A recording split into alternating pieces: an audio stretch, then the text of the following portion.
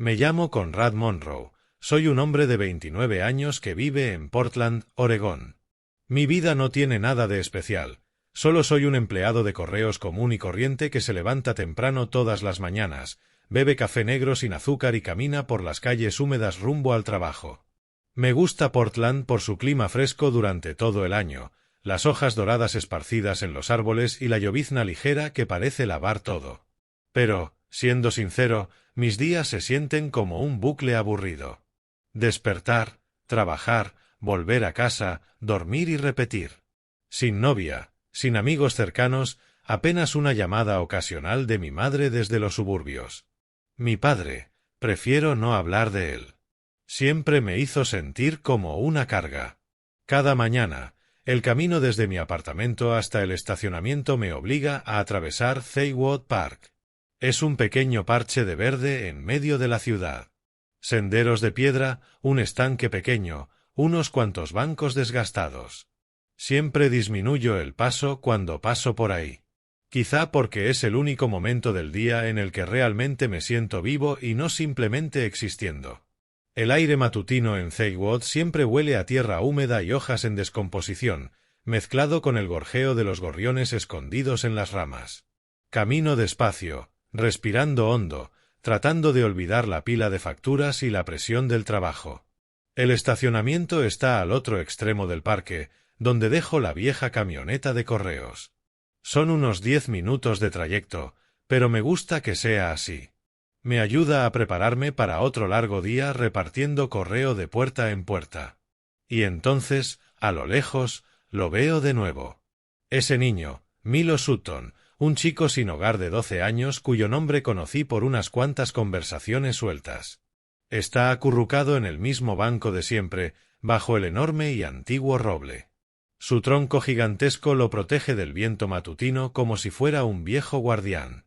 Verlo ahí se ha vuelto tan familiar que, si algún día no estuviera, me preocuparía. Milo lleva una sudadera raída con mangas desgarradas y unas zapatillas cuyos suelos están completamente gastados. Se sienta hecho un ovillo, con los brazos apretados alrededor de las rodillas, el cabello castaño desordenado cubriendo a medias su rostro delgado. No sé de dónde vino, solo fragmentos vagos que ha mencionado sobre sus padres abandonándolo cuando era pequeño y él viviendo en las calles cerca del parque desde hace algunos años. Portland tiene muchas personas sin hogar, pero Milo es diferente. No es travieso ni problemático. Es simplemente digno de lástima. Realmente digno de lástima, con esos ojos grandes y redondos que todavía miran el mundo con una inocencia que no encaja con su vida. Me detengo frente al banco, como se ha vuelto nuestra rutina durante los últimos meses. «Hola, chico. ¿Cómo va todo hoy?», pregunto suavemente, tratando de no asustarlo. Milo levanta la mirada, sus ojos brillan bajo la luz débil que se filtra entre las hojas. Nunca pide dinero. Eso es algo que respeto de él. Acepta lo que le ofrecen, pero jamás lo solicita. «Estoy bien, señor Conrad», responde en voz baja, con una educación que me calienta el corazón. Saco un billete de $1 enrollado del bolsillo y se lo entrego. «Toma, cómprate algo para desayunar». Milo inclina la cabeza y da las gracias. Su mano pequeña tiembla un poco al tomarlo. «Gracias. Usted es muy amable». Esos ojos brillantes parecen contener un mundo entero, intacto. Uno que la crueldad de la vida aún no ha logrado ensuciar. Cada vez que los veo, siento un nudo en el pecho. Por un niño que enfrenta el frío cortante de las calles, noches encogido bajo aleros y comidas que dependen completamente de la bondad ajena. Nos encontramos así todas las mañanas, formando un ritmo silencioso pero cálido. En mi vida inestable, las facturas acumulándose, la presión del jefe, la soledad constante, Milo es el único punto de luz. Me recuerda a mí mismo cuando era un niño y todo era más sencillo. No hablamos mucho, solo algunas preguntas. ¿Hace frío hoy? ¿Estás abrigado? ¿O has comido? Milo sonríe y me cuenta pequeñas historias sobre las ardillas del parque o la anciana que a veces le da pan. Esos breves momentos significan algo. Yo no soy rico, pero ese $1 cada mañana es mi pequeña manera de ayudar en su vida. Y él, con su sonrisa suave, ayuda a la mía a su manera. Ese día empezó como cualquier otro. Salí del parque, me subí a la camioneta y comencé mi turno. El trabajo postal no siempre es fácil, especialmente en la temporada de lluvias cuando las cartas se empapan y los clientes se ponen irritables. Pero ese día, todo se acumuló. Llegó un enorme lote de paquetes de tiendas en línea y el jefe exigió horas extras. Conrad, quédate, ¿sí? Necesitamos sacar todo este correo antes de cerrar. Asentí sin quejarme. El pago extra era algo que necesitaba para cubrir gastos y ayudar a la familia. Trabajé sin parar, clasificar, etiquetar, cargar la camioneta. El tiempo voló. El sol se escondió y Portland quedó sumido en el brillo pálido de los faroles. Pasadas las 9 de la noche por fin terminé. Los hombros dolían, la espalda ardía. Solo quería llegar a casa, darme una ducha caliente y desmayarme en la cama. Entonces mi teléfono vibró en el bolsillo. La alerta del mensaje sonó fuerte en la oficina vacía, sobresaltándome. ¿Quién enviaría un mensaje tan tarde? No tengo muchos amigos y mi mamá normalmente llama. Saqué el teléfono. La pantalla iluminó la oscuridad. Un número desconocido y un mensaje corto. No vuelvas a casa esta noche. Mi corazón comenzó a golpear con fuerza. Las palabras eran simples, pero llevaban un peso extraño, como una advertencia susurrada desde las sombras. Miré la pantalla, tratando de entender. Un número equivocado. Una broma. Pero Portland no es lugar para ese tipo de chistes. Llamé de inmediato, la mano ligeramente temblorosa. Sonó unas cuantas veces y luego una voz pequeña, familiar, contestó. La reconocí al instante. Era la voz de Milo. «Milo, ¿eres tú?», pregunté, con la voz más aguda de lo habitual. «¿Cómo tienes mi número?». Entonces lo recordé. Se lo había dado unas semanas atrás, diciéndole que me llamara si necesitaba ayuda. Pero a esa hora, y ese mensaje. «Conrad, por favor no vuelvas a casa esta noche», susurró Milo, su voz temblorosa, urgente, como si contuviera el llanto. «Quédate en un hotel o en algún otro lugar. Te lo explicaré mañana. Lo prometo». «¿De qué estás hablando? ¿Por qué? ¿Qué está pasando?». Solté de golpe, saliendo de la oficina hacia el viento helado de la noche. La oficina de correos está en las afueras. Todo alrededor estaba en silencio, salvo por los aullidos del viento. «No puedo decirlo ahora, pero tienes que confiar en mí. No vuelvas a casa. Es peligroso». Su voz se quebró. «Por favor». Podía oír el viento silbar a través del teléfono. Seguramente estaba afuera, encogido en algún rincón del parque. Me quedé callado un momento, con la mente dando vueltas. Milo no era el tipo de chico que gastaba bromas. El Milo que yo conocía era honesto y sincero. Jamás había mentido. Ese mensaje tenía peso real. Una mala sensación recorrió mi piel, erizando los vellos de mis brazos. ¿Alguien me estaba vigilando o solo me estaba sugestionando? Mi vida es tan ordinaria. Aburrida. ¿Quién querría hacerme daño? Pero la voz de Milo era demasiado real como para ignorarla. «Está bien, chico. Me quedaré en un hotel. ¿Nos vemos mañana en el parque?», dije, obligando a mi voz a mantenerse calmada. «Sí. Gracias por confiar en mí», susurró Milo y colgó. Me quedé en el estacionamiento a oscuras, con el corazón desbocado. La decisión parecía ridícula, registrarme en un hotel por un mensaje de un niño sin hogar.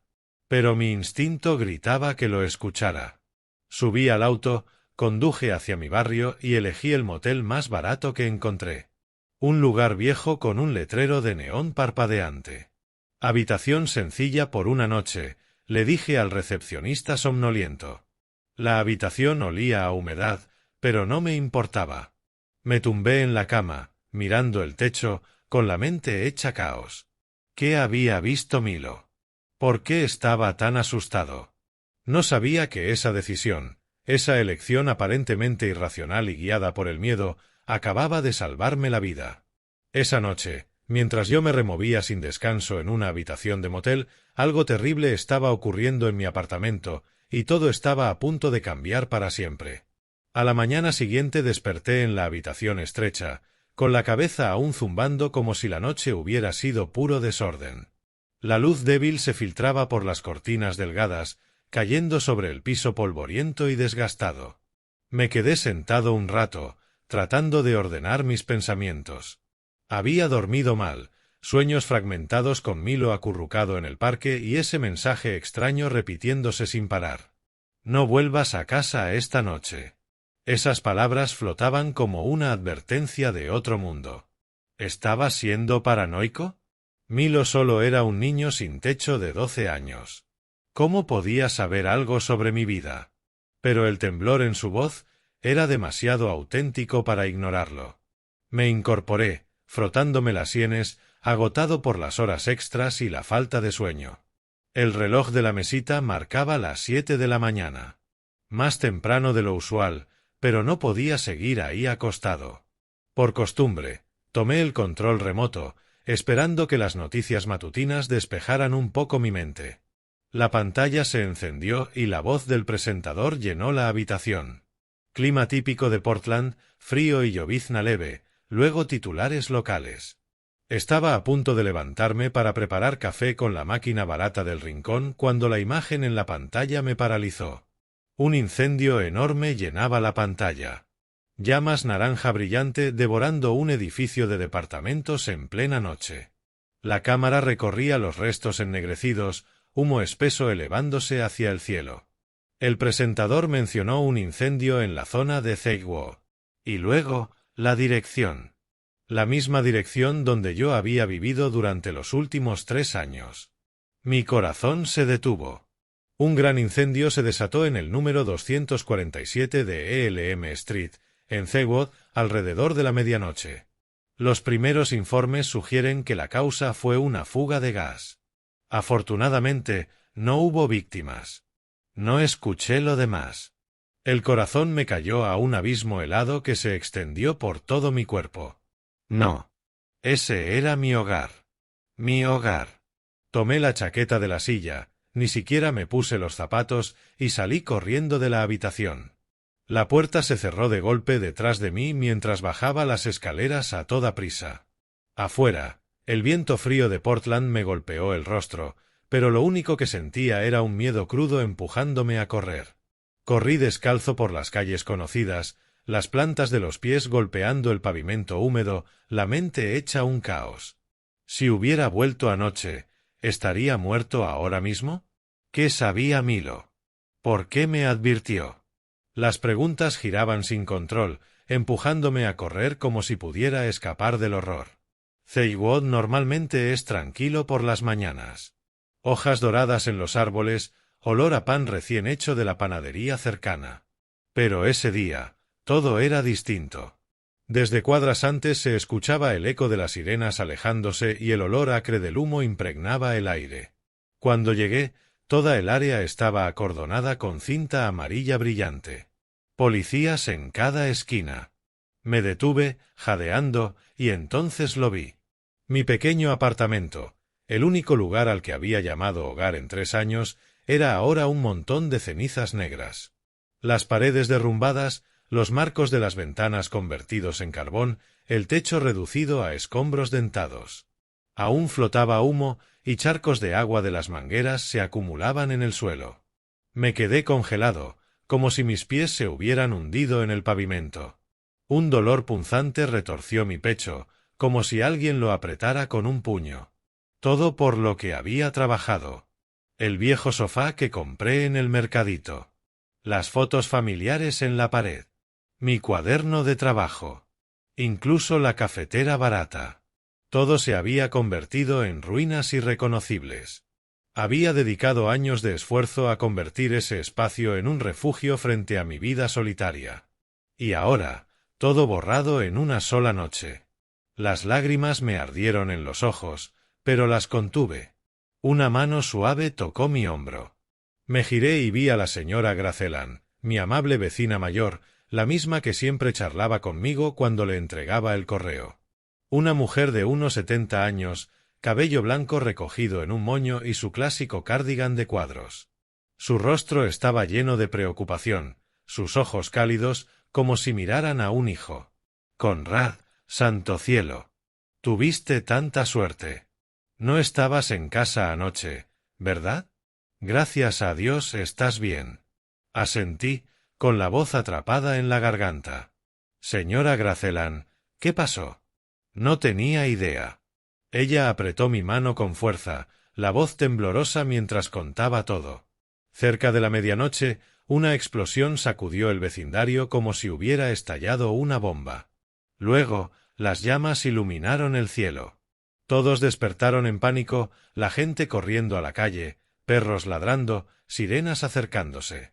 Lo describió con tanta claridad que parecía revivirlo. El fuego se propagó tan rápido, Conrad. De la cocina a la sala, todo quedó envuelto.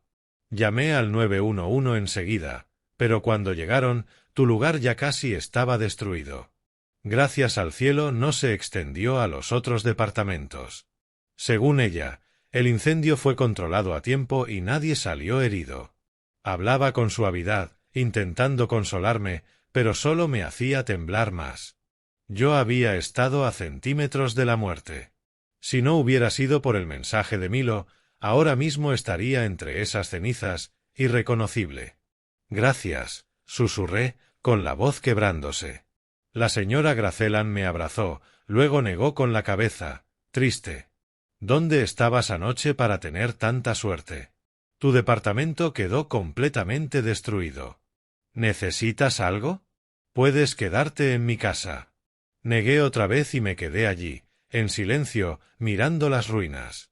El olor a humo aún impregnaba el aire, flotando como un recordatorio lúgubre de la tragedia.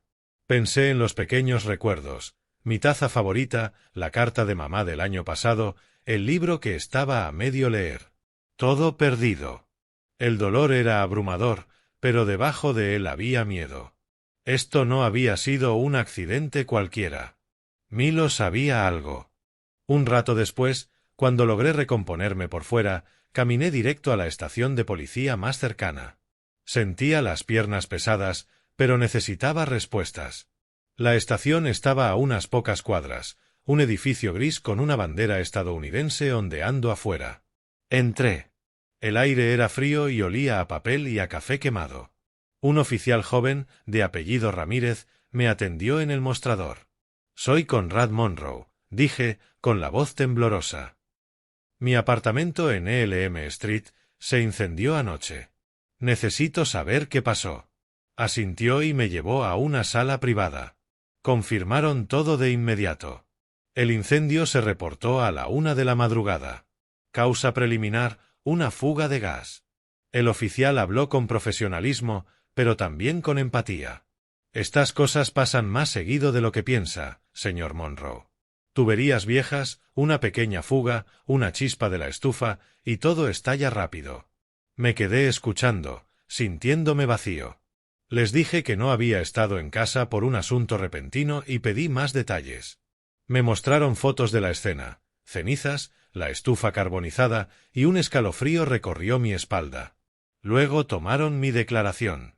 Preguntaron de todo, mis hábitos con el gas, siempre apagaba la estufa con cuidado y revisaba las válvulas cada semana, mis datos personales, soltero, vivía solo, y lo que recordaba antes de salir de casa la última vez.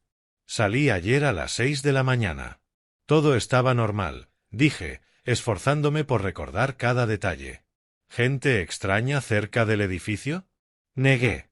Entonces, de repente, el rostro de Milo cruzó mi mente. La entrevista duró casi 1 hora. Formularios, firmas, y finalmente dijeron que me contactarían si surgía algo nuevo. Nos pondremos en contacto si encontramos más información, señor Monroe. Lamentamos mucho su pérdida. Al salir sentí que estaba vacío por dentro, como si el alma se me hubiera escurrido. La llovizna de Portland empapó mi chaqueta, el frío se me pegaba a la piel, pero apenas lo notaba. Mi vida había sido puesta patas arriba en una noche, y no tenía idea de por qué. Caminé sin rumbo, con la mente hecha un torbellino, la casa quemada, mi escape por milagro, la advertencia de Milo. ¿Cómo se conectaba todo eso? Pensé en mi familia. En cómo se preocuparía mi mamá si lo supiera. Mi papá seguramente solo me regañaría por ser descuidado. Me detuve bajo un alero, respirando hondo, tratando de ordenar mis pensamientos. De pronto, el mensaje de Milo volvió a mi mente. Su voz temblorosa al teléfono, la súplica desesperada. No vuelvas a casa esta noche. El instinto me dijo que el niño había visto algo real, algo que no era casualidad. Ya no podía esperar. Me di vuelta y caminé directo hacia Thaywood Park, donde Milo solía estar. Esperaba que no se hubiera ido con el frío de la mañana. Las calles que llevaban al parque me eran tan familiares que podía recorrerlas con los ojos cerrados. Los viejos robles permanecían inmóviles bajo la lluvia. Las hojas doradas mojadas se pegaban al sendero. Thaywood Park, por la mañana, suele ser tranquilo. Algunos corredores, gente paseando perros, pero ese día el aire se sentía más pesado, como si toda la ciudad compartiera mi angustia. El corazón me latía con fuerza cuando me acerqué al banco bajo el gran roble. El lugar donde Milo siempre se acurrucaba. A lo lejos vi la pequeña figura. Seguía ahí, con los brazos apretados alrededor de las rodillas, el cabello húmedo cubriéndole parte del rostro. Una oleada de alivio me atravesó, mezclada con una preocupación creciente. Milo no era el tipo de niño que imaginaba cosas, y si me había advertido, debía haber una razón. Cuando aparecí frente a él, Milo dio un leve salto, como si lo hubieran atrapado haciendo algo indebido. Bajó la mirada, evitando mis ojos. Sabía que yo vendría. Mo, estoy aquí, dije en voz baja, sentándome junto a él en el banco helado. ¿Sabes algo, verdad? El incendio en mi apartamento. Me salvaste la vida, murmuró, levantando la mirada. Sus grandes ojos redondos reflejaban miedo, pero también un atisbo de alivio. La lluvia seguía cayendo, un manto constante de sonido que nos aislaba del mundo exterior. Milo miró a su alrededor con nerviosismo y luego, con cuidado, me llevó detrás de un espeso grupo de arbustos. Estaba húmedo y oscuro, el olor a tierra mojada era intenso, pero al menos nadie podía escucharnos. Solo entonces se atrevió a hablar, su voz pequeña y temblorosa. Conrad, tengo mucho miedo. Pero tengo que contarte, dijo. Asentí, obligándome a mantener la calma aunque mi corazón latía acelerado. Adelante, chico. Te escucho. Milo respiró hondo, juntando las manos para darse valor, y comenzó a relatar entrecortadamente los últimos días. Hace unos días he visto a un hombre extraño rondando tu edificio. Definitivamente no pertenece al vecindario. Estoy seguro. Se quedaba allí parado mirando tu apartamento y luego se iba. La primera vez pensé que estaba perdido, pero lo vi todos los días. Supe que algo no estaba bien. Un escalofrío me recorrió la espalda. Thaywood es tranquilo. Los extraños se notan. ¿Alguien estaba vigilando mi casa? Milo, ¿continúa? Pregunté, conteniendo la respiración. Sentí que algo estaba mal, así que tomé algunas fotos desde lejos, dijo. Usé este viejo teléfono que me dio el tipo de la tienda de reparación cerca del parque. Es buena gente. Me deja cargarlo y a veces me da comida que sobra. Imaginé al niño de 12 años, sin hogar, escondido en las sombras, tomando fotos en secreto. Me partía el corazón y me aterrorizaba al mismo tiempo. Milo sacó el teléfono agrietado y maltrecho del bolsillo y abrió la galería. Las fotos estaban borrosas, tomadas desde lejos. Un hombre de mediana edad con un abrigo oscuro, parado a unos metros de mi edificio, mirando directamente a mis ventanas. Su rostro no se veía claramente, pero la manera en que acechaba era inconfundible. Se presentó 3 o 4 veces, Conrad. Creo que me estaba vigilando, susurró. Pero hubo más. Anteayer fui al pequeño diner cerca del parque a almorzar. El dueño me dio sobras. Ese hombre estaba sentado en una esquina con alguien más. Me senté cerca y a nadie le importa un niño desaliñado como yo. Escuché todo lo que dijeron. Su instinto se había activado. Empezó a grabar con su teléfono e incluso logró tomar algunas fotos a escondidas por un hueco. Mi pulso se aceleró al escucharlo. Milo, un niño callejero de 12 años, tenía un instinto más agudo que muchos adultos. «Reproduciré», dijo, con la voz temblando. Se escucharon dos voces de hombres, bajas y apagadas, por el pequeño altavoz. «Asegúrate de que salga bien. Sin rastros. Ese apartamento, esta noche». Una de las voces me sonaba vagamente familiar, pero no lograba ubicarla. Milo respiró con dificultad, temblando más. La noche del incendio, yo estaba acurrucado bajo un toldo a unas casas de la tuya. Hacía un frío horrible. No podía dormir. Entonces vi a un hombre completamente cubierto, con un bidón como de gasolina, acercándose sigilosamente a tu edificio. Estaba oscuro, las farolas parpadeaban y no podía ver su rostro claramente, pero la complexión y la manera de moverse coincidían con el hombre que había estado rondando durante días. No sabía exactamente qué pasaba, pero mi instinto me decía que era algo malo. Me asusté tanto que te mandé ese mensaje de inmediato. El hielo me recorrió las venas. Esto no era una fuga de gas como decía la policía. Esto era un incendio provocado, y yo era el objetivo. Alguien quería matarme.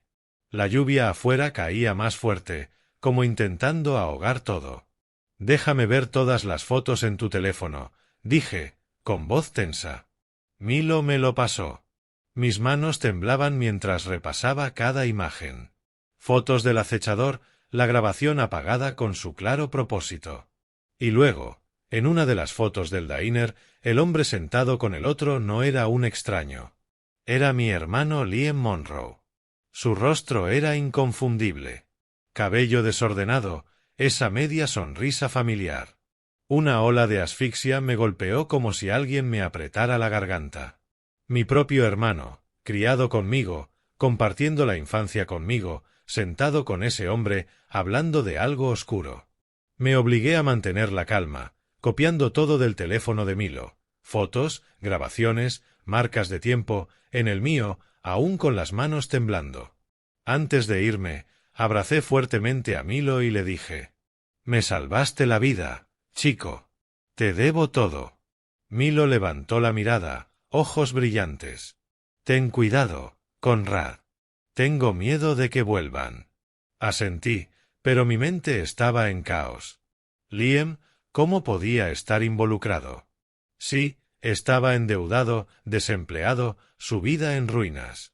Pero, ¿por qué querría matarme? Su propio hermano. Los recuerdos llegaron como una ola. Nuestra infancia inestable, papá siempre favoreciendo a Liam mientras me ignoraba, el temperamento y los celos de Liam, su impulsividad. Pero nada de eso, por terrible que fuera, se comparaba con esto. Salí del parque con las piernas de plomo, cargando una verdad aterradora que comenzaba a tomar forma. Alguien en mi propia familia podría estar detrás de un intento de asesinarme. La lluvia seguía cayendo, Portland envuelto en gris, y mi vida ahora parecía una película de terror. Necesitaba respuestas, pero primero debía enfrentar ese miedo. Volví al mismo motel barato de la noche anterior, con el letrero de neón parpadeante. Una vez dentro, me dejé caer sobre la cama y miré el techo manchado. Mi mente era un completo caos por todo lo que Milo me había contado y las fotos perturbadoras en mi teléfono. Pasé mucho tiempo agonizando sobre si ir a la policía de inmediato. Me senté y caminé de un lado a otro, agarrando mi teléfono como si fuera un salvavidas. La evidencia, fotos borrosas de un teléfono viejo, un audio apenas audible lleno de ruido de fondo del diner y la palabra de un niño callejero de 12 años. ¿Qué dirían los policías? Señor Monroe, estos son solo conjeturas. Fotos borrosas, audio confuso y un niño de la calle que quizá lo inventa. Ya habían declarado que fue una fuga de gas, un accidente común.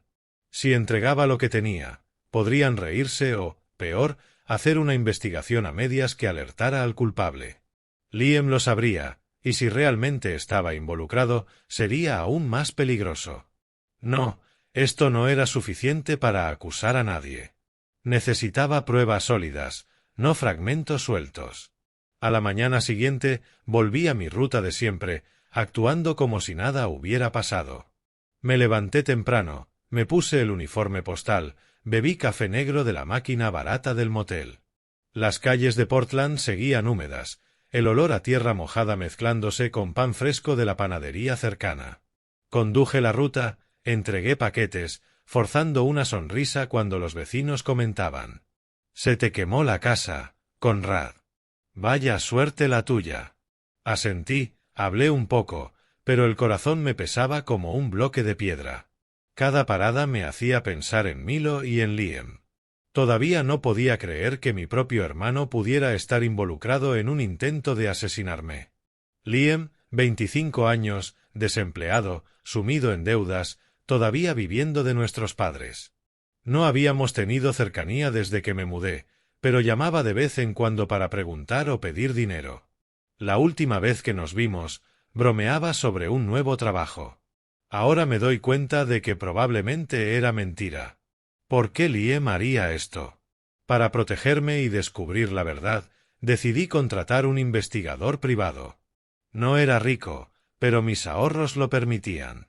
Busqué en Internet y elegí una pequeña oficina en el centro, Brown Investigaciones Privadas, dirigida por Jack Brown, un policía retirado. Llamé, con la voz temblorosa. «Necesito verte. Es personal». Programó una cita para esa misma tarde. La oficina estaba en un edificio antiguo, olía a café y papel viejo. Brown, alrededor de 50 años, con cabello canoso, ojos agudos y camisa a cuadros, me hizo señas. «Siéntese, señor Monroe. Cuénteme todo». Me senté, manos apretadas, y conté todo. El incendio, el mensaje de Milo, las fotos, la grabación, todo lo que el niño me había contado. Le entregué copias, fotos y audio en un USB, detallando la versión de Milo. «Creo que mi hermano está involucrado», susurré, con voz quebrada. Brown escuchó, tomó notas y asintió. «Investigaré de arriba a abajo. La tarifa inicial es de $1000. El resto cuando termine». Acepté, pagué y sentí un poco de alivio. Al menos un profesional estaba al tanto. Solo 4 días después, mi teléfono vibró. «Monroe, tengo resultados preliminares. Ven a la oficina». Mi corazón latía con fuerza mientras corría hacia allá. En la pequeña habitación que olía a café rancio y papel húmedo, Brown abrió su laptop y giró la pantalla hacia mí. Explicó que había revisado grabaciones de cámaras de seguridad alrededor de Thaywood que yo ni sabía que existían. Las cámaras del vecindario mostraban al hombre merodeando cerca de mi edificio varias veces. Postura encorvada, abrigo oscuro, coincidiendo con las fotos que le había dado. Y la noche del incendio, una cámara lo captó rondando con un bidón de gasolina. La figura sombría se movía, vertía líquido y desaparecía justo antes de que estallaran las llamas. «Ese es el mismo hombre que estaba con tu hermano en el diner», continuó Brown. «Se llama Victor Klene. Tiene antecedentes por destrucción de propiedad y cumplió condena por incendio por encargo». Tragué saliva. La voz de Liam y de Brown cambió a otro vídeo, grabaciones encubiertas de un café a unos kilómetros de Portland. Brown siguió a Liam usando la dirección que le di. Ayer se encontró con Victor Klene en persona. El vídeo era clarísimo. Liam en una esquina oscura, rostro tenso, deslizando un sobre grueso sobre la mesa, evidentemente dinero en efectivo. Su voz llegó por un micrófono oculto. «Toma esto y aléjate de Portland. Sin más contacto». Klene asintió, guardó el sobre y se fue. Al escuchar el informe, mi corazón se hundió como si alguien se sentara sobre mi pecho. Sabía que Liam estaba involucrado, pero nunca imaginé que fuera tan directo, tan evidente. Contrató a Klene para incendiar mi apartamento y luego lo pagó para que desapareciera. El vídeo era irrefutable, pero aún no comprendía por qué Liam querría matarme.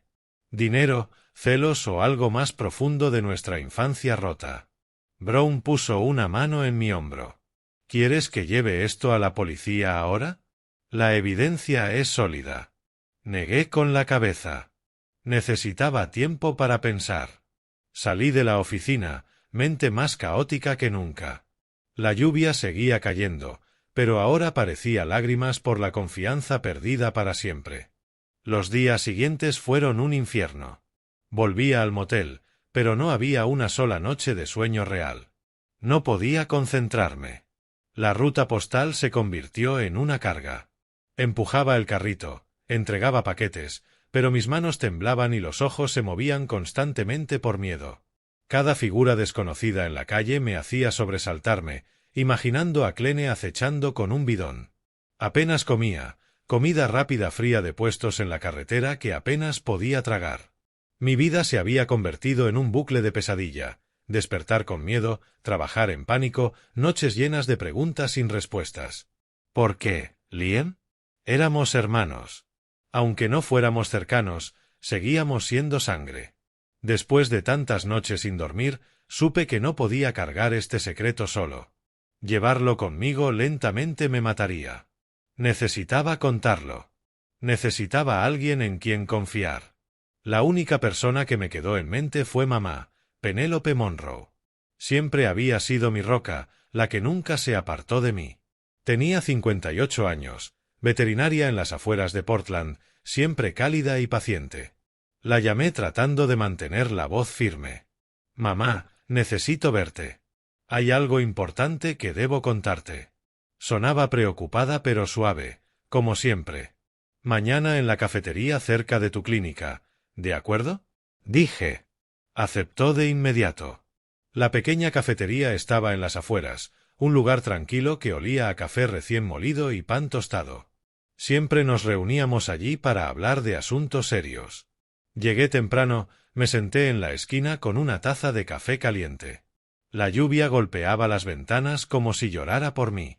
Cuando mamá entró, llevaba su abrigo de lana habitual, el cabello recogido en un moño, sonrisa cálida pero con preocupación en los ojos. Me abrazó fuerte y susurró: «Conrad, te ves agotado. ¿Qué pasa?». Respiré hondo y le conté todo: el incendio, el mensaje extraño de Milo, el niño sin hogar del parque, las fotos del extraño acechador, la grabación confusa del diner y, sobre todo, Liam, mi propio hermano, claramente visible en las imágenes. Le mostré las fotos en mi teléfono, ampliando el rostro de Liam, con la voz quebrada. «Mamá, contraté un investigador privado y el vídeo muestra a Liam pagando al incendiario». Mamá agarró el borde de la mesa, su rostro palideció, ojos abiertos, lágrimas rodando por sus mejillas. Se levantó y me abrazó con fuerza. «Oh, Dios, Conrad, casi mueres y yo no sabía nada». «Lo siento tanto, hijo», lloró, acariciando mi cabello como cuando era niño y sufría en la escuela.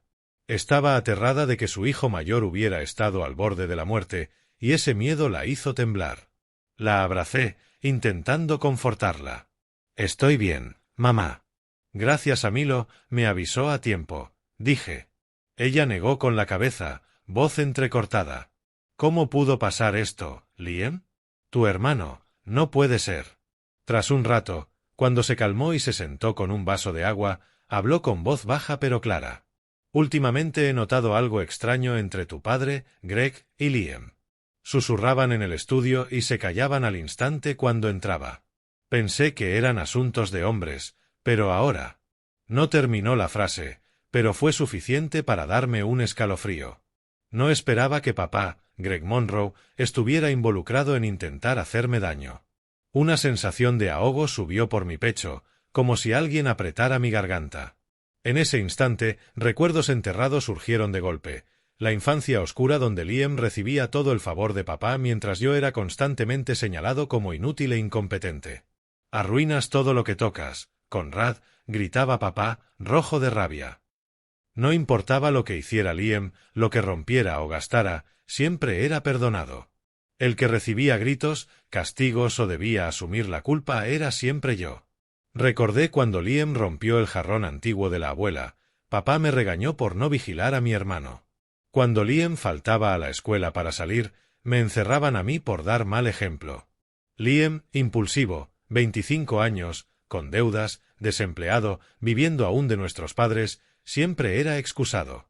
Durante todos esos años de injusticia, tuve un solo refugio: mamá Penélope. Cálida, paciente, protectora, me protegía del cinturón de papá cuando podía, me abrazaba cuando me castigaban injustamente. Me enseñó a ser decente. Hijo, aunque el mundo te dé la espalda, aún debes vivir con bondad, me decía. Me enseñó a leer, a arreglar cosas rotas, cocinar comidas simples. Esas noches, escuchando sus historias y sintiendo sus caricias, eran la única luz en aquella casa oscura.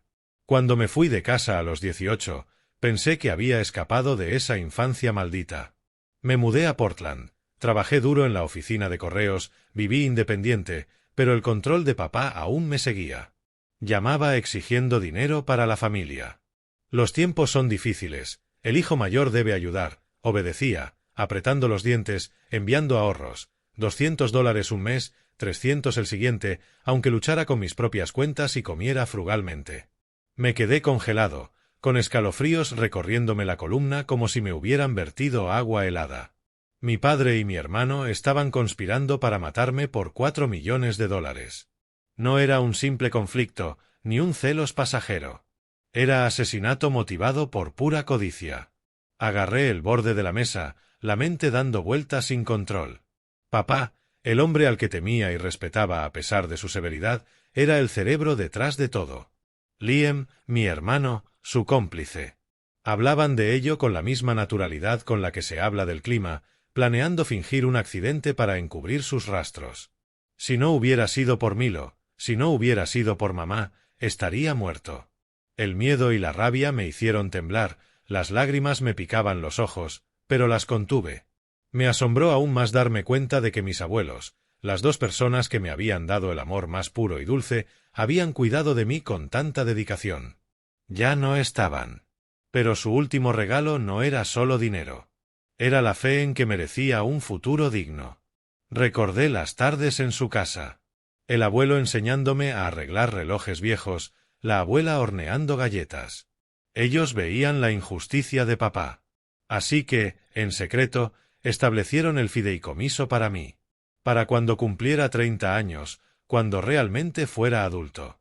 Sin embargo, ese mismo regalo se había convertido en la razón por la que mi padre y mi hermano querían matarme. La codicia los había transformado en monstruos. Mamá me miró, ojos llenos de lágrimas, rostro torcido por el dolor. Tomó mi mano, con la voz quebrada. Nunca imaginé que la familia que había construido toda mi vida se desmoronara por la codicia y el favoritismo ciego. Intenté mantenerme fuerte, pero tu padre siempre ha sido así, favoreciendo a Liam hasta el extremo de la locura. Lloró, con los hombros temblando.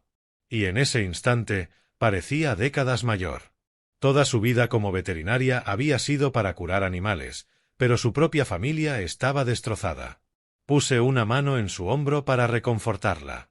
A pesar de mi dolor y mi rabia, le dije, «Mamá, no llores. Estoy bien. Me salvaste la vida». Le froté la espalda tratando de mantener la calma. No podía dejar que se derrumbara bajo esta cruel verdad. Ella era mi último ancla. Si se rompía, lo perdería todo. Después de un largo silencio, interrumpido solo por el ruido de la calle y el tráfico, pregunté vacilante, «Mamá, ¿debería sacar esto a la luz? Ir a la policía con las grabaciones, los vídeos, pero si lo hago, la familia se destruirá. Papá y Liam irán a prisión». Mamá me miró fijamente, ojos rojos pero decididos, y asintió. «Tenemos que hacerlo, hijo. Es la única manera de protegerte. La verdad debe salir, sin importar el costo, aunque signifique el fin de la reputación y existencia de esta familia. No te perderé por su codicia y ceguera». Apretó mi mano, y su fuerza fluyó hacia mí, haciéndome sentir más firme. Supe que había llegado el momento de enfrentar todo. No había vuelta atrás. La verdad que tenía, las grabaciones, los vídeos, las fotos, cambiarían mi vida para siempre. La abracé de nuevo, le agradecí y la acompañé a la salida. Se marchó con preocupación en el rostro, pero con determinación en los ojos. Me senté solo en el café mientras la luz de la tarde se filtraba entre las persianas. Sin embargo, mi corazón seguía frío. $4 millones, el regalo de mis abuelos, se había convertido en una espada de doble filo. Mi cumpleaños número 30 se acercaba y me preguntaba qué me depararía el futuro. Pero primero, tenía que actuar. A la mañana siguiente, mientras el sol de Portland aún estaba pálido tras la lluvia nocturna, reuní todas las pruebas. Las fotos que tomó Milo, la grabación del diner y la del estudio de papá. El informe detallado de Jack Brown con el vídeo de Klein recibiendo dinero de Liam, y la declaración manuscrita de mamá describiendo el comportamiento extraño, los sobresocultos y la grabación que había capturado. Coloqué todo en una carpeta gruesa, manos temblorosas mientras la organizaba. Esto no era solo papeleo. Era prueba de traición, prueba de intento de asesinato. Conduje hasta la oficina de un abogado que mamá conocía, Lawrence Pique, un viejo amigo de la universidad que ella había contactado tras nuestra reunión en el café. Era ahora un reconocido abogado penalista en Portland. Su oficina estaba en el centro, en un edificio moderno de vidrio que olía a café y documentos legales. Entré, corazón latiendo, sintiéndome como si estuviera entrando a la batalla final. Conrad, pareces un desastre, dijo Lawrence al verme. Tenía 59 años, cabello sal y pimienta, ojos penetrantes detrás de las gafas. Me senté y deslicé la carpeta sobre su escritorio. Mira esto. Todo está aquí. Intento de asesinato por mi propio padre y hermano. Elogió el contenido, rostro cada vez más grave. Fotos, grabaciones, vídeos, declaración de mamá. Dios mío, esto es serio, esto es enorme. Asentí, con voz temblorosa. Quieren matarme por un fideicomiso de $4 millones que mis abuelos dejaron para mí. El incendio no fue un accidente. Fue un acto de incendio provocado. Necesito que completes el expediente y lo lleves a las autoridades lo antes posible. Nada de encubrimientos. Nada de distorsionar la verdad. Lawrence garabateó notas con rapidez y luego levantó la vista. Me encargaré hoy mismo. Este caso es sólido. Pruebas físicas, testimonios, vídeos. Pero, ¿estás seguro de que siguen siendo tu familia? Lo miré y dije despacio, dejaron de ser mi familia en el momento en que decidieron que debía morir. Suspiró, prometió presentar todo ese mismo día y me advirtió que me mantuviera a salvo. Cuando salí de la oficina, el corazón pesado, mi determinación ardía más que nunca. Era hora de enfrentar la raíz de esta tragedia. Decidí regresar una última vez a la casa de mi padre y hermano, el hogar suburbano de Portland donde crecí, rodeado de injusticias y dolor. En mi mano llevaba una copia completa del expediente. El documento que colocaría frente a ellos como una declaración irrefutable. La casa apareció, una construcción de 2 pisos de madera, césped amarillento, marcada por los recuerdos de la infancia. Estacioné, respiré hondo y apreté la carpeta con fuerza. Sería la última vez que entraría en esa casa como miembro de la familia. Al abrir la puerta, el olor familiar me golpeó, café quemado de papá y humo de cigarrillo rancio. Pero ahora me causaba náuseas.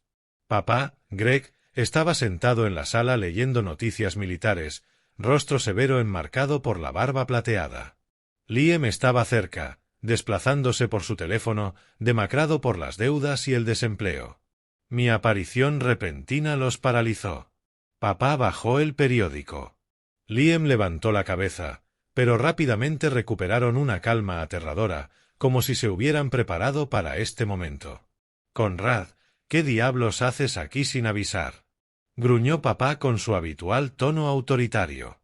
Me detuve frente a ellos, ojos fríos, sin miedo de la infancia. Mi corazón latía con fuerza, pero mi voz era firme. Papá, Liam, lo sé todo. El incendio no fue un accidente. Fue un acto deliberado. Y ustedes dos están detrás de esto. ¿Por qué? ¿Por qué quieren matarme? Mis palabras explotaron como una bomba en la silenciosa sala. Papá se estremeció, sorpresa en sus ojos, luego la ira lo consumió, rostro rojo. ¿De qué diablos hablas? ¿Cómo te atreves a acusarme a mí y a tu hermano? ¿Quieres destruir esta familia? ¿Así te crié? ¿Para que vengas a difamar a tu propio padre? Se levantó señalándome, como cuando me reprendía de niño. Liam palideció, sudando en la frente, pero trató de actuar con calma. Hermano, estás paranoico. No sé nada. Estás distorsionando todo. No dije nada más. Simplemente dejé la carpeta gruesa sobre la mesa de centro con un golpe seco, como el último clavo en un ataúd. Mírenlo ustedes mismos, dije con frialdad. Papá y Liam intercambiaron una mirada. Papá la abrió y comenzó a revisar su contenido. Al ver las pruebas, fotos de Klein acechando, la grabación del diner, el vídeo de Liam entregando el sobre, el informe del investigador privado, la declaración de mamá y la propia voz grabada de papá diciendo «hazlo limpio». Sin rastros, sus rostros palidecieron, llenos de pánico y terror. Papá cayó de espaldas en su silla, manos temblando mientras sostenía los papeles. Esto es falso. Todo lo fabricaste, balbuceó. Liam se puso blanco como un fantasma, tartamudeando. No, no es así. Es un malentendido. No creas en estas cosas, Conrad. Papá comenzó a gritar desesperadamente, elevando la voz. Conrad, escúchanos. Es un malentendido.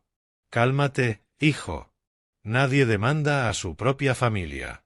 Somos sangre. En ese momento, mamá, Penélope, salió de la cocina, donde había escuchado toda la confrontación. Se plantó frente a ellos, rostro calmado pero lleno de decepción, ojos rojos de contener las lágrimas. Todavía llevaba su delantal, pero ahora parecía una guerrera. Greg, Liam, escúchenme, dijo con voz firme que atravesó sus excusas. Ni siquiera sienten remordimiento. No tienen intención de arreglar lo que han hecho.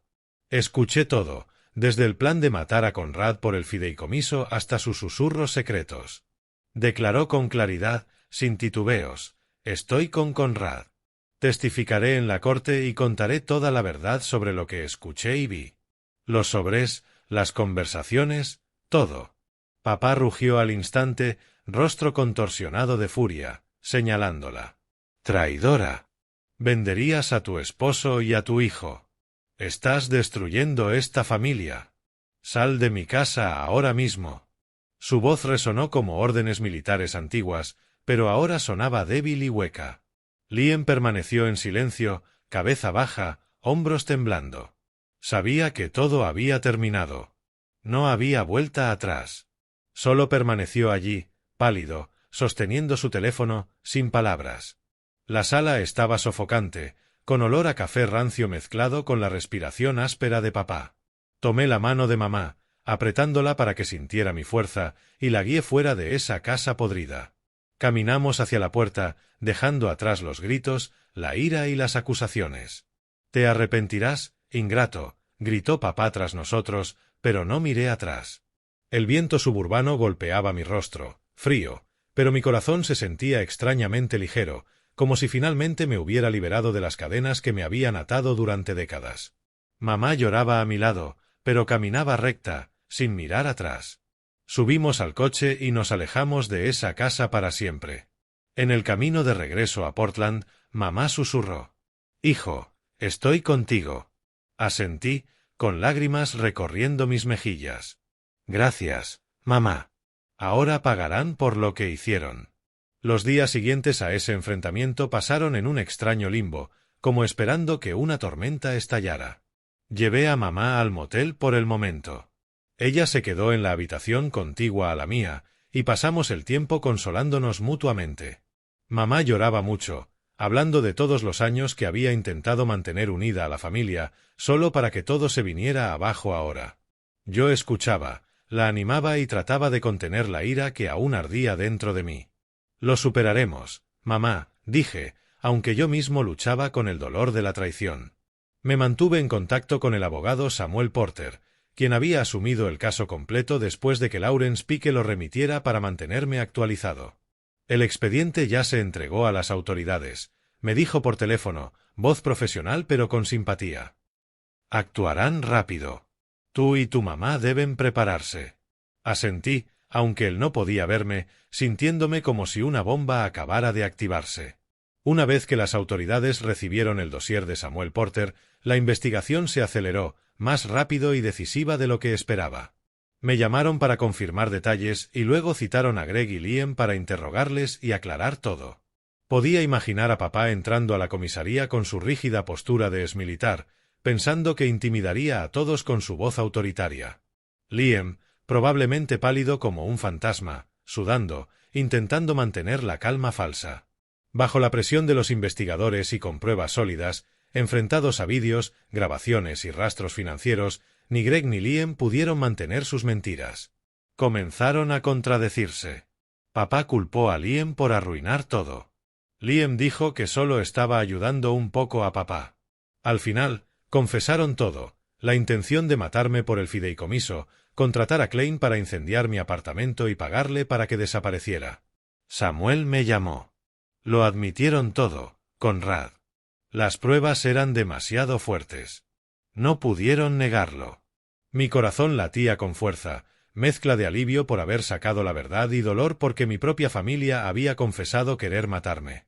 Al mismo tiempo, la policía localizó al incendiario, Victor Klein. Fue arrestado escondido en un motel barato en un pequeño pueblo fuera de Portland, justo como el que yo había usado. Encontraron el sobre con el dinero que Liam le había entregado, y bajo presión, Klein confesó todo, confirmando que había sido pagado por Liam para prender fuego a mi apartamento y hacerlo parecer un accidente por fuga de gas. Samuel me pasó las noticias y me senté en silencio en la habitación del motel, sujetando el teléfono. Klein, la figura sombría en las fotos de Milo, era la pieza final. El caso estaba cerrado. Confesiones, vídeos, grabaciones, rastros financieros. Pensé en Milo, el chico que aún estaba acurrucado en el parque, y me prometí encontrarlo una vez que todo esto terminara. Mi vida se sentía como una novela oscura a punto de cerrar su capítulo más aterrador. Con las pruebas completas, el juicio se programó rápidamente, solo semanas después, dada la gravedad del intento de asesinato. Mamá y yo nos sentamos en silencio en la galería pública del tribunal, el aire frío con olor a madera vieja y papeles legales. La luz entraba por las ventanas, pero mi corazón seguía oscuro. Greg y Liam fueron llevados, luciendo destrozados. Papá, antes tan rígido, ahora demacrado y desaliñado, con barba plateada descuidada. Liam, cabeza baja, evitando el contacto visual, manos esposadas a la espalda. Me agarré de la mano de mamá y ella me apretó, susurrando. «Mantente fuerte, hijo. Estoy aquí contigo». El tribunal estaba lleno, reporteros, fiscales, jurado, y la tensión era tan densa que se podía cortar. Samuel Porter se levantó y presentó las pruebas en detalle, su voz clara resonando en la sala silenciosa. Mostró fotos de Klein acechando cerca de mi edificio, reprodujo la grabación del diner con la conversación de Liam, el vídeo de Liam entregando el sobre, el informe de Brown con las cámaras del vecindario y la grabación de mamá, la voz de papá diciendo, «Hazlo limpio. Finge un accidente». Samuel lo dejó claro, el acusado Greg Monroe fue el cerebro del plan. El acusado Liam Monroe fue cómplice. Todo para apoderarse de un fideicomiso de $4 millones destinado a la víctima, Conrad Monroe. Llamó a Milo para testificar. El niño de 12 años entró con ropa limpia que yo le había comprado, voz temblorosa pero sincera. Vi al hombre verter gasolina y envié un mensaje de advertencia a Conrad, dijo. Sus palabras causaron un revuelo en la sala, y yo lo miré con infinita gratitud. Penélope, mi madre, tomó el estrado, voz tranquila pero emocionada. Confirmó la conversación que había escuchado y grabado, detalló los sobres de dinero escondidos y el extraño comportamiento de papá y Liam. Escuché a mi esposo y a mi hijo conspirar para matar a mi hijo mayor por dinero, dijo, lágrimas rodando por sus mejillas, pero la voz firme. Su testimonio destruyó cualquier defensa restante. Los abogados intentaron darle un giro, malentendido familiar, Conrad paranoico tras el incendio, pero las pruebas eran abrumadoras. Sin salida, papá y Liam se volvieron uno contra el otro para reducir sus penas. Papá gruñó que Liam lo arruinó todo. Liam sollozó que papá era el cerebro. Lo obligaron, pero frente al juez y al jurado, todo fue claro. La deliberación fue breve. La sala quedó tan silenciosa que se podían escuchar las respiraciones. El veredicto final se entregó clara y decisivamente. La misma suma por la que mi padre y Liam habían tramado matarme. Ahora era mía. No por sangre ni por fuego, sino por el amor de mis abuelos. Se lo conté a mamá y a Milo durante el desayuno. Mamá me abrazó y lloró. Tus abuelos siempre te llevaron en su corazón. Esto es lo que realmente mereces. La boca de Milo se abrió de par en par. ¿Ahora eres rico? ¿Puedo comprar libros nuevos? Rey. No solo libros, hijo. Vamos a tener una vida mejor. Esa misma tarde fui al banco, un elegante edificio de vidrio en el centro, frío por el olor a papeles y dinero. La banquera, una mujer de mediana edad llamada Luna, me recibió con una sonrisa profesional. Señor Monroe, lo estábamos esperando. El fideicomiso de sus abuelos se estableció en 2010 y estaba previsto que se activara cuando cumpliera 30 años. Me explicó todo. Mis abuelos habían ahorrado en silencio, vendiendo terrenos e invirtiendo en acciones, reservando todo para mí. Me senté escuchando, con lágrimas en los ojos. Habían visto el favoritismo de papá hacia Liam, me habían visto apartado, y habían hecho esto en secreto por mí. Firmé los documentos con mano temblorosa y obtuve oficialmente acceso a los $4 millones. Luna me estrechó la mano. ¡Felicidades! Este es un gran regalo. Salí del banco aturdido, sintiendo que realmente comenzaba un nuevo capítulo. Con el dinero, la vida para los tres se volvió más cómoda y segura. Pagué todas mis deudas, los pequeños préstamos de cuando me independicé, las facturas pendientes del incendio. Compré una casa modesta en las afueras de Portland, cerca de Thegwood, con un jardín verde, 3 habitaciones y una cocina espaciosa donde mamá pudiera cocinar a gusto. Una casa de madera blanca, techo de tejas rojas y un balcón con vista a un pequeño lago donde Milo podía correr y mamá plantar flores. «¿Es nuestra casa, papá?», gritó Milo al mudarnos, corriendo por cada habitación y descubriendo su primera habitación propia. Mamá sonrió y le rizó el cabello. «Sí, cariño. Nuestro nuevo hogar». Empecé a invertir en el futuro de Milo, tal como había prometido. Abrí una cuenta de ahorros para la universidad, le compré libros y ropa nueva, lo inscribí en clases extra. El niño, ahora con 13 años, había crecido y se mostraba más confiado, llamándome papá con una sonrisa radiante. Con el resto del dinero, inicié un pequeño servicio de entregas, Monroe Delivery, usando mi experiencia postal. Comenzó con unos pocos camiones antiguos y un puñado de empleados, vecinos desempleados de Thegwood. Yo lo administraba, conducía cuando era necesario y el negocio creció rápido. Entregas locales, envíos en línea, creando empleo para más personas de la zona. ¿Puedo ayudar, papá?, preguntó Milo, y los fines de semana le enseñaba a clasificar paquetes. Mamá ayudaba con la contabilidad y volvió feliz a su vocación, abriendo una pequeña clínica veterinaria en casa, atendiendo perros y gatos del barrio. La vida se llenó de risas, tardes jugando ajedrez con Milo, historias sobre mis abuelos y una felicidad profunda, no por el dinero, sino por la familia. Pero el pasado no me dejaba descansar por completo. Un día llegaron 2 cartas desde prisión, una de Greg y otra de Liam, solicitando visita. Me senté en la mesa de la cocina con las cartas en la mano, temblando. La de papá era corta. «Hijo, quiero verte. Tengo cosas que decirte». La de Liam era más larga. «Hermano, me equivoqué. Por favor, dame la oportunidad de disculparme». Dudé, sin querer reabrir viejas heridas. El juicio, las condenas, el último grito de papá. «Traidor, pagarás por esto». Tiré las cartas a un cajón e intenté olvidarlas, pero mamá lo vio y me aconsejó suavemente. «Hijo, deberías ir. No para borrar sus crímenes, sino para cerrar la puerta a lo que aún pesa en tu corazón. Perdona para ser libre». Me acarició la mano, con los ojos llenos de la sabiduría que solo da la experiencia. «Odié a tu padre por mucho tiempo, pero ahora estoy en paz. Tú también lo estarás». Lo pensé durante días, perdiendo el sueño, hasta que finalmente acepté. Necesitaba cerrar esa puerta para siempre. Visité la prisión una mañana lluviosa, un edificio gris de concreto en las afueras, con alambre de púas y aire pesado. Tras los controles de seguridad, entré a la sala de visitas, con un separador de vidrio y teléfonos a ambos lados. Greg y Liam aparecieron, rotos y desgastados tras las rejas. Papá, antes alto e imponente, estaba ahora delgado, con el cabello completamente blanco y mirada apagada. Liam tenía el rostro hinchado, hombros caídos, sin rastro de su impulsividad anterior. Se sentaron y levantaron los teléfonos. Papá habló primero. Fui codicioso. Favorecí a Liam ciegamente y dejé que el egoísmo guiara mis decisiones. Lo siento, hijo. Liam bajó la cabeza, lágrimas cayendo. Papá me presionó. Pero yo decidí seguirle el juego. Fui cómplice. Lo sé. Lo siento. Por favor, perdóname. Admitieron su culpa, hablaron de noches en prisión llenas de arrepentimiento por dejar que la codicia destruyera la familia. Escuché con el corazón adolorido, pero ya no con ira. Los miré, dos hombres que habían sido padre y hermano, ahora solo conchas vacías. Los perdono, dije con calma, no para aliviar sus condenas, sino para dejar de cargar con el peso del odio.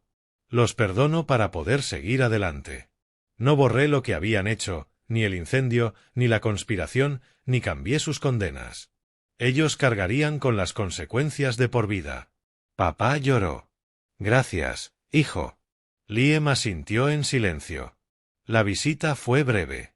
Me levanté y salí sin mirar atrás. La lluvia seguía cayendo, pero mi mente se sentía ligera, como si finalmente cerrara la dolorosa puerta del pasado. Al volver a casa, pensé en mamá y Milo, sabiendo que mi nueva vida había comenzado de verdad, y todo lo anterior era solo una lección. La casa esperaba con olor a sopa de pollo y risas. Un lugar donde el pasado ya no podía aferrarse. El tiempo pasó como suaves brisas por Portland, llevando consigo nuevos comienzos. Mi empresa, Monroe Delivery, siguió creciendo más allá de lo que había imaginado con unos pocos camiones en un garaje pequeño.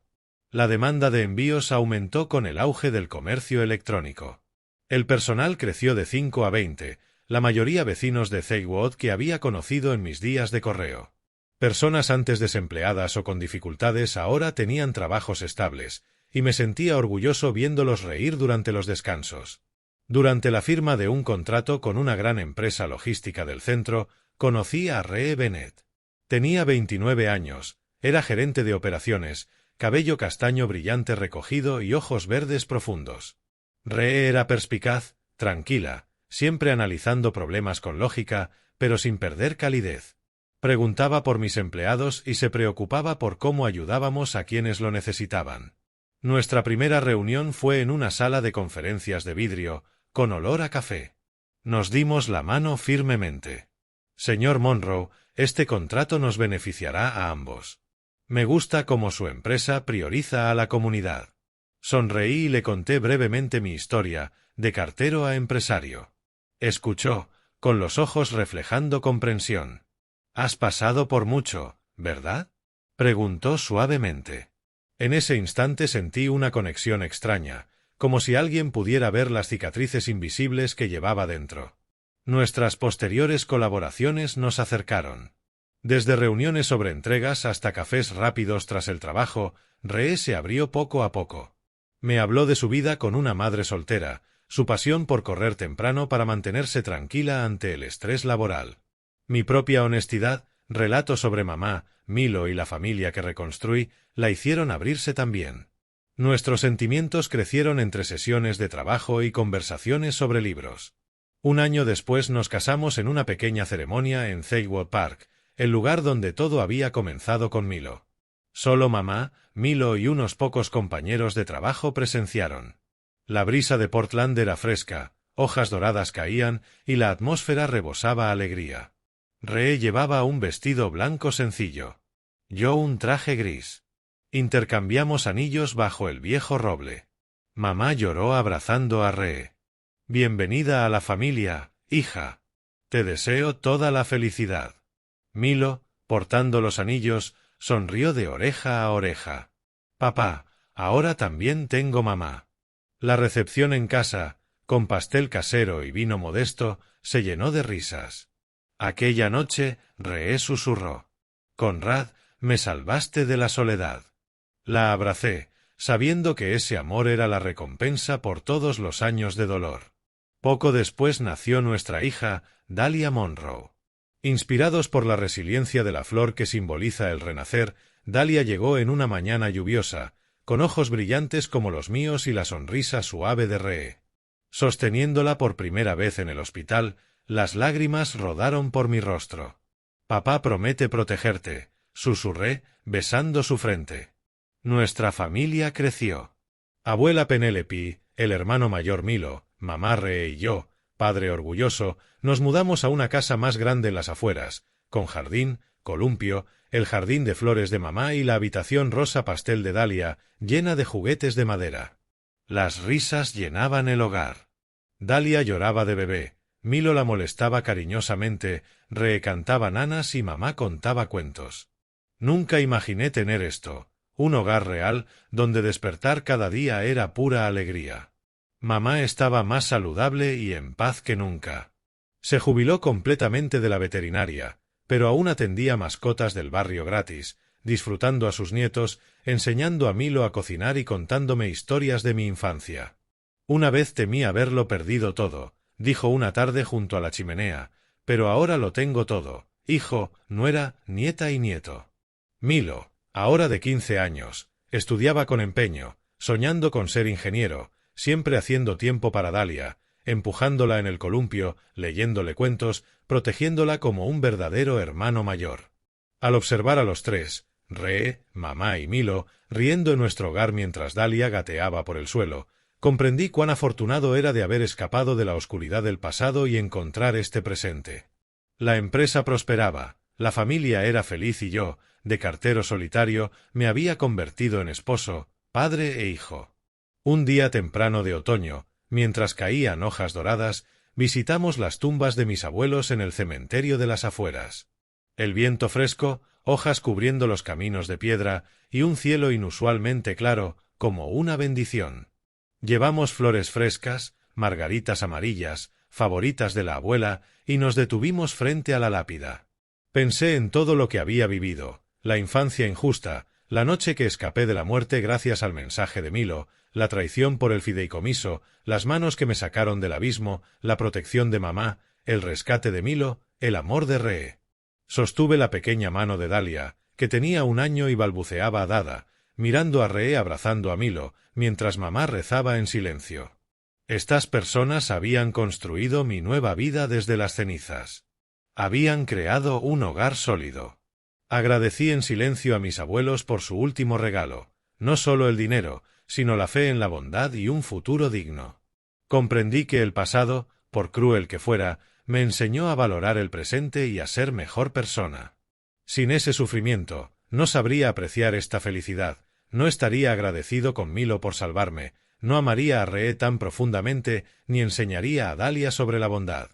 Aprendí una lección para mí: la codicia puede destruir una familia, como hizo papá y Liam, convirtiendo la sangre en enemigos, el amor en conspiración, pero la bondad puede construir una familia mucho más hermosa, como lo hicieron Milo, mamá, Ree y Dahlia, forjando lazos inquebrantables a partir de pedazos rotos. También dejé un mensaje para mi hija y para Milo: cuando crezcan, vivan con bondad. Nunca dejen que el odio los guíe, pues ciega, como lo hizo con papá y Liam. Sean agradecidos con quienes los aman, incluso si antes eran extraños, como Milo. Y siempre elijan lo correcto, por difícil que sea, como mamá eligió estar conmigo, aunque le costara todo. Dahlia, Milo, susurré frente a las tumbas, les enseñaré eso. Cuando dejamos el cementerio, me sentí ligero como una nube. El pasado quedó atrás, y el futuro se extendía amplio, brillante y lleno de esperanza. Hojas doradas caían a nuestro alrededor, el viento otoñal traía nuevos comienzos. En casa, Dahlia reía mientras Milo la empujaba en el columpio. Ree me abrazó. «Hoy estás más feliz que de costumbre». Sonreí, porque lo tenía todo. Mi vida, de la oscuridad a la luz, era ahora prueba del poder de la bondad. Y sabía que, pase lo que pase, viviría con bondad, tal como me enseñaron mis abuelos.